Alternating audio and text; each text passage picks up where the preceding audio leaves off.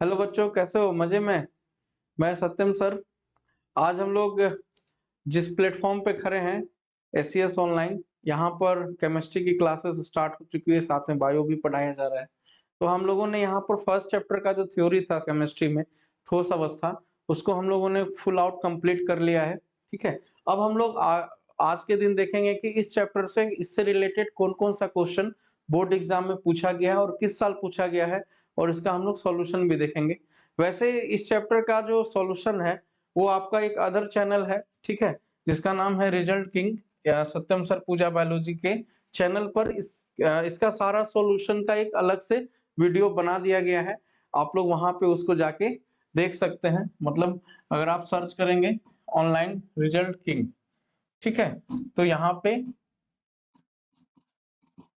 जाकर आप, या सत्यम सर सत्यम केमिस्ट्री पूरा पूजा बायोलॉजी को सर्च कीजिए। उस पे इस सारे क्वेश्चन का जो आंसर है वहां पे आपका बनवाया हुआ है, पूरा आंसर दिया हुआ है। आप उसको वहां एनालिसिस कर सकते हैं, देख सकते हैं। और यहाँ पे भी हम लोग इसका सॉल्यूशन को देखते हैं। और इससे ज्यादा अगर आपको डिटेल में चाहिए तो व्हाट्सएप हमको आप कर सकते हैं 9472847179 पर। इसका आपको जो आंसर है वो मैं इसका पीडीएफ आपको भेज दूंगा।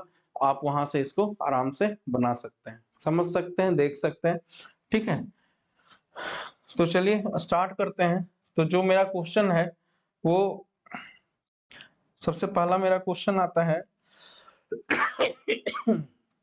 लघु उत्तर ये है, 2 मार्क्स का पूछा जाता है बोर्ड एग्जाम में। ठीक है, 12th के बोर्ड एग्जाम में। अब क्या है क्वेश्चन, उसको देखिए। क्वेश्चन है कि लिथियम बीसीसी रवा में अगर लिथियम के इकाई सेल की एक तरफ की लंबाई अगर इतना दिया हुआ है, तो उसके त्रिज्या की गणना करनी है। ये 2021 और 2017 में आपका पूछा गया क्वेश्चन है। और उसका सॉल्यूशन आपको यहाँ पर दिया गया है कि ए का वैल्यू आपको पता है, त्रिज्या आपका फॉर्मूला होता है। अब यहाँ बीसीसी क्रिस्टल है, तो जो त्रिज्या का फॉर्मूला हो जाएगा R बराबर √3/4/a। ठीक है। अब यहाँ जो इसका आप इसको सॉल्व करेंगे, आंसर आ जाएगा 151.983 पिकोमीटर। ठीक है। तो ये इस तरह से आप एक छोटा सा न्यूमेरिकल था, उसको आप उसको देखा, 2 नंबर में पूछा गया है। वो बहुत सारे बच्चों का ये था कि सर ऑर्गेनिक के बहुत ज्यादा जरूरी है। तो इसके लिए मैं लास्ट वीडियो तक बने रहिएगा। एक मैं बहुत अच्छा आपको मैसेज देने वाला हूँ, एक नोटिस है। तो उस नोटिस को सुन के ही आप क्लास से बाहर निकलिएगा। तो अभी पहले हम लोग इसका पूरा क्वेश्चन देख लेते हैं, किस किस तरह का क्वेश्चन पूछा गया, और जो हमने पढ़ाया है, जो पढ़ा है आपने, क्या उससे क्वेश्चन है या नहीं। ठीक है, चलिए। अगला क्वेश्चन है कि कांच को अति शीतल द्रव क्यों माना जाता है। तो जो आपका कांच होता है वो अति शीतल द्रव यानी कि अक्रिस्टलीय ठोस की श्रेणी में आता है। इसका आंसर क्लास में करा दिया गया है, आप पिछले वीडियो को जाके देख सकते हैं इसी चैनल पर। आप यहाँ पर देखिए, सिलिका से बनता है कौन, कांच। और सिलिका के निर्माण कारण उच्च ताप पर जब हम इसको गर्म करते हैं, और गर्म करने से पहले ही उसको पिघला दिया जाता है ठंडे पानी में डालकर, तो जो सिलिका है वो गलनांक से पहुंचने से पहले ही क्या होता है, जम जाता है, और जिससे वो कांच का रूप ले लेता है। उसी को हम लोग बोलते हैं अति शीतल द्रव। ठीक है। इसका आंसर का बहुत अच्छे से एक्सप्लेनेशन किया हुआ है। ठीक है, तो आप जाके उस वीडियो को देखिए, या आंसर चाहिए तो आप हमसे कांटेक्ट कर सकते हैं। ठीक है। अगला क्वेश्चन है कि बिंदु दोष को परिभाषित करें। ठोस रवा में फ्रेंकल दोष क्यों उत्पन्न होता है। तो सबको पता है कि फ्रेंकल दोष के होने का क्या कारण है। क्या कारण है फ्रेंकल दोष का, कि जो क्रिस्टलीय जालक बिंदु से जो घनायन या ऋणायन निकलकर कहाँ चले जाते हैं, अंतराकाशीय स्थल में जाकर फंस जाते हैं।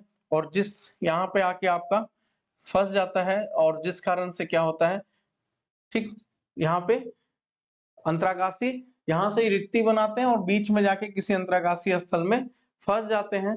और इससे जो दोष उत्पन्न होता है उसको हम लोग क्या बोलते हैं, फ्रेंकल दोष। बिंदु दोष क्या होता है, किसी एक बिंदु के कारण जो उत्पन्न दोष होता है उसको हम लोग क्या बोलते हैं, बिंदु दोष।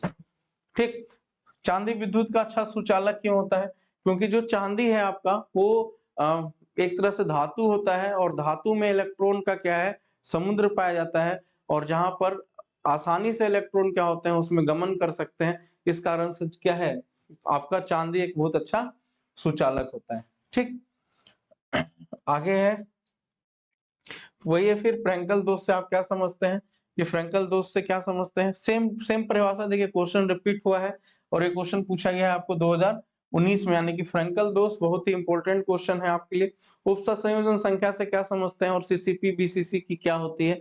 तो उप सहसंयोजन संख्या क्या होता है कि एक केंद्रित परमाणु से कितने परमाणु क्या है आपस में जुड़े होते हैं, इसी को हम लोग बोलते हैं उप सहसंयोजन संख्या। जैसे इस परमाणु के लिए उप सहसंयोजन संख्या क्या हो जाएगी, यानी कोऑर्डिनेशन नंबर 3 हो जाता है।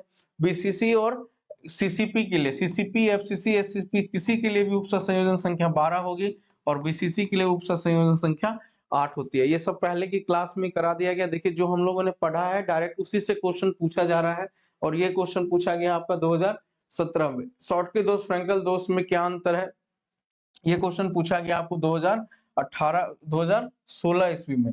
ठीक है, अब क्या है क्वेश्चन, चलिए उसको देखते हैं। उसका अंतर क्या क्या होता है।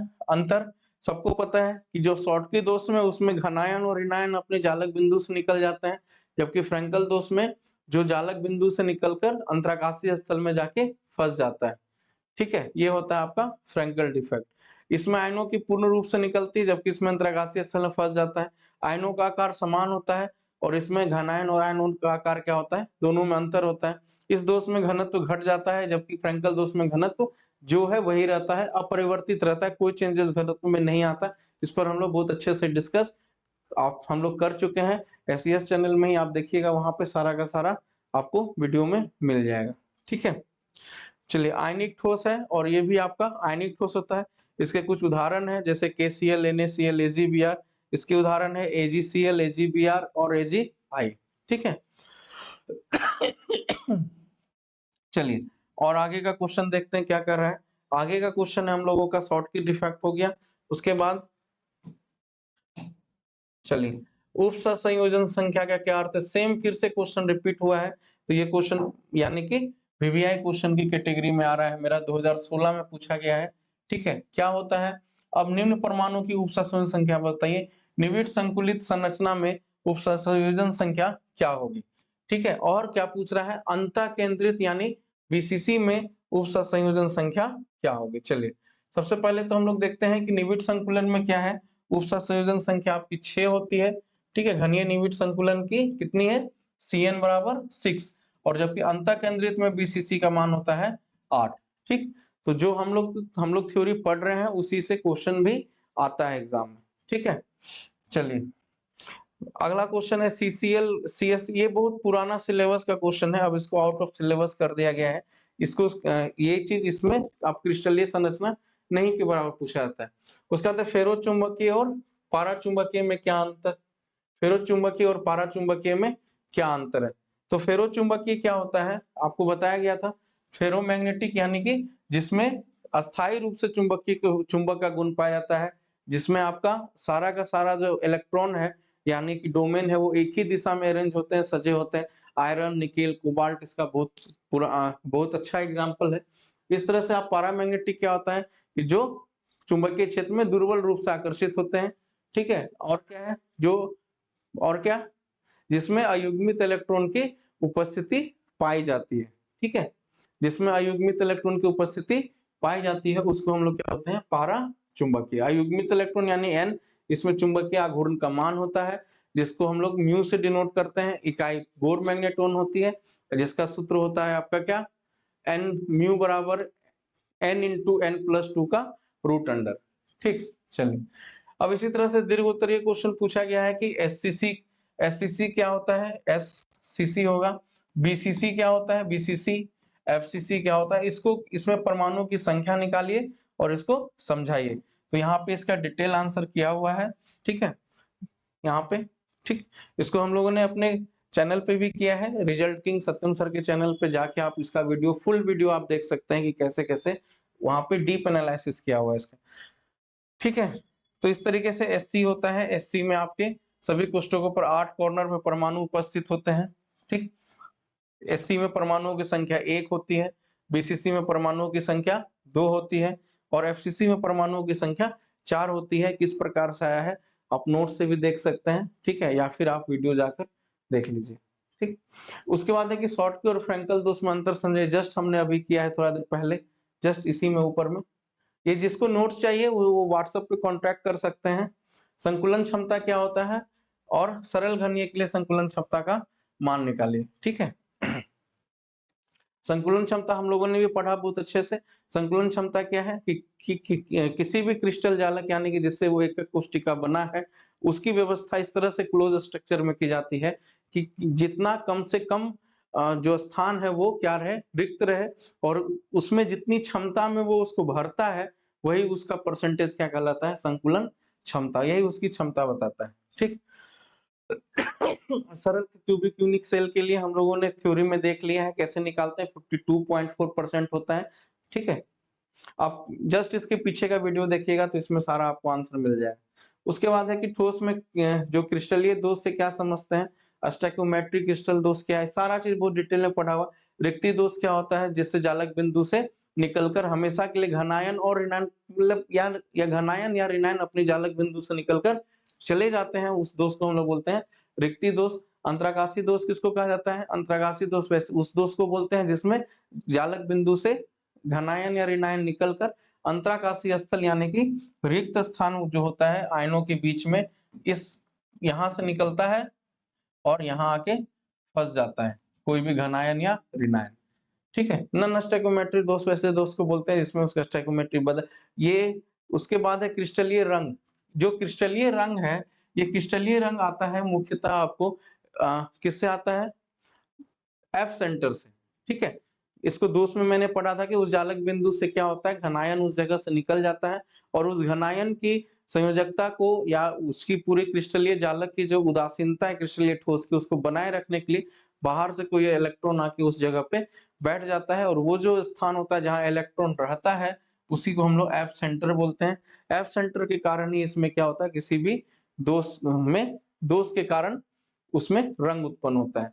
अशुद्धता दोष मतलब क्या हुआ कि किसी वैसा दोष जिसमें बाहर से कोई तत्व आ जाता है दूसरे क्वालिटी का, मतलब कि दूसरे तरह का, जैसे सिलिकॉन का जालक है और उसमें मान लिया फास्फोरस का कोई परमाणु आके फंस जाता है बीच में, तो वैसे दोष को हम लोग बोलते हैं क्या, अशुद्धता।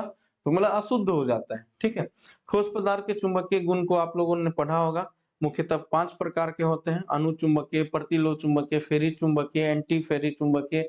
ठीक है, उसमें से 2 का पूछा गया है, प्रतिलोह चुंबकीय क्या होता है और अनुचुंबकीय। ये पूरा आंसर आपको यहाँ पे दिया गया है डिस्क्रिप्शन में, तो घबराने की जरूरत नहीं है, आंसर आपके लिए रेडी है। ठीक है, प्रतिलोह चुंबकीय एंटी फेरोमैग्नेटिक, जिसमें एक विपरीत दिशा में डोमेन क्या होते हैं, सजे होते हैं, और एक विपरीत दिशा में डोमेन के सजे होने के कारण इसमें जो गुण उत्पन्न होता है उसी वैसे चुंबक को हम लोग बोलते हैं, वो उस गुण को क्या बोलते हैं हम लोग, प्रतिलोह चुंबकत्व। ठीक है, फेरी चुंबकत्व है। फिर है पीजो इलेक्ट्रिक क्रिस्टल।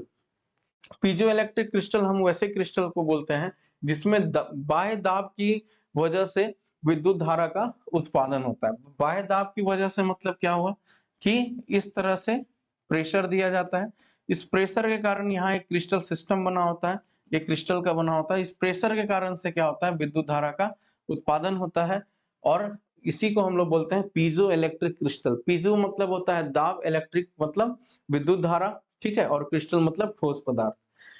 तो होता है दूसरा है पायरो इलेक्ट्रिक क्रिस्टल। तो वैसे क्रिस्टल इलेक्ट्रिक जिससे हम लोग, वैसे पदार्थ जिससे हम लोग इलेक्ट्रिसिटी तो निकालते हैं, लेकिन किस तरीके से, उसको गर्म करके। पायरो मतलब होता है थोड़ा गर्म करना, तो गर्म करके हम लोग क्या करते हैं, उससे इलेक्ट्रॉन का प्रवाह कराते हैं और विद्युत धारा का उत्पादन होता है, उसको बोलते हैं पायरो इलेक्ट्रिक इफेक्ट। ठीक है, ये आपका 2017 का पूछा हुआ क्वेश्चन है, शॉर्टकी फ्रैंकल डिफेक्ट। सोच लीजिए कितना VVI है कि हर जगह आपको ये वाला क्वेश्चन मिल रहा है। इस तरह से हम लोग फर्स्ट चैप्टर को अच्छे से पढ़ भी लिए, उसका इंपॉर्टेंट क्वेश्चन भी देख लिए।